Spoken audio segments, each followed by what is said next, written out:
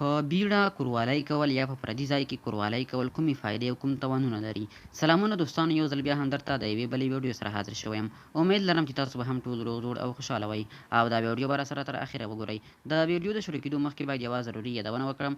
که زموږ چینل مو نه وي سبسکرايب کړی نو مهرباني وکړئ چینل درسره ضرور سبسکرايب کړئ او د زنګ نشان هم کلیک کړئ.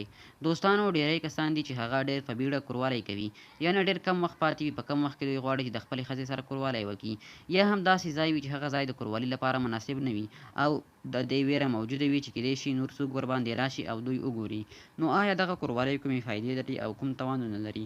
په دې اړه راسره دغه ویډیو تر پایه وګورئ.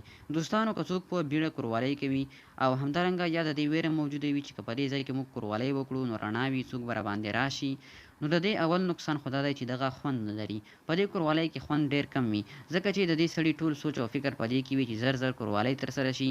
او بل دا چې په دې کوروالۍ کې کله چې کوروالۍ ډېر زر ترسره شي نو سړی زر انزال هم شي، بیا هیڅ خوند نه لري. او همدارنګه په دې ویره کې هم وي چې که څوک راباندې راشي. او بل نقصان یې دا دی چې دا دماغو ته تاوان لري، ځکه چې که چېرته د کوروالي په وخت کې سړی نور سوچونه او فکرونه وایي نو دا بیا ډېر سخت نقصان دی، ځکه چې دغه کس به په دې وخت کې په دې فکر کې وي چې که څوک راباندې راشي نو دغه د کوروالي خوند به یې هم له منځه تللی وي او دماغو ته به هم تاوان ورته ولري. او بل غټ نقصان یې هم دا دی چې په بیړه سره کوروالۍ کول ډاکټران وایي چې کمزوري رامنځته کوي.